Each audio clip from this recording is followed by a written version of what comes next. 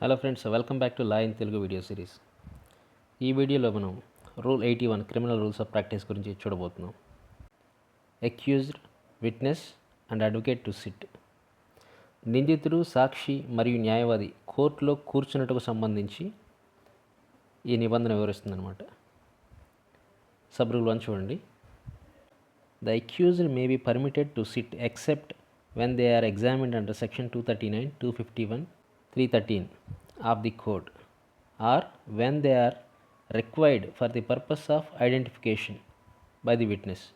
ఈ సాక్షులు ఎవరైతే ఉన్నారో వారిచే గుర్తించబడే నిమిత్తం ఆ అక్యూజ్డ్తో పని ఉన్నప్పుడు, లేదా ఈ కోడ్ యొక్క సెక్షన్ 239, 251, 313 ప్రకారం నిందితులను ఎగ్జామిన్ చేస్తున్నప్పుడు, అంటే పరీక్షిస్తున్నప్పుడు మినహాయించి ఇతర అన్ని సందర్భాలలో కూడా వారు కూర్చునేందుకు అనుమతించవచ్చును అని ఈ ఉపనిబంధన చెప్తుందన్నమాట.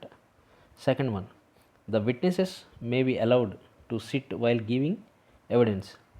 సో సాక్ష్యం ఏదైతే ఇస్తున్నారో వైల్ గివింగ్ ఎవిడెన్స్, సాక్ష్యం ఇచ్చేటప్పుడు కూర్చునేందుకు ఈ సాక్షులు ఎవరైతే ఉన్నారో వారిని అనుమతించవచ్చు అనమాట.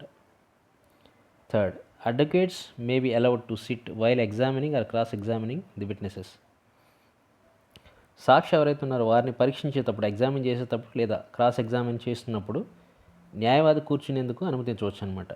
So advocates may be allowed to sit. So ఇక్కడ ఒక గమనిక ఇవ్వడం జరిగింది, నోట్.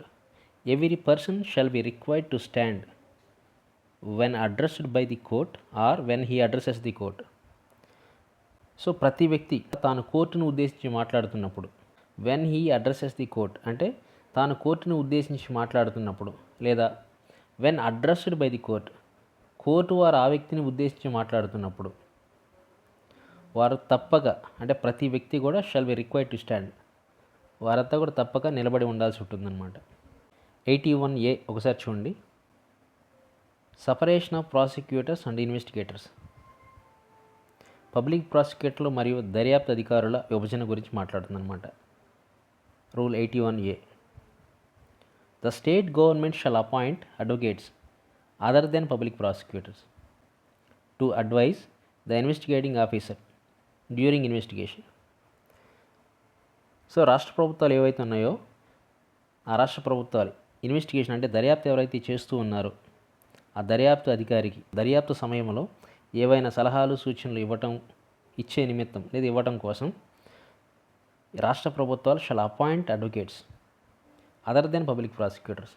సో పబ్లిక్ ప్రాసిక్యూటర్లు కాకుండా ఇంకెవరైనా ఇతర న్యాయవాదులను ఈ సలహాలు, సూచనలు ఇచ్చే నిమిత్తం నియమించవచ్చు.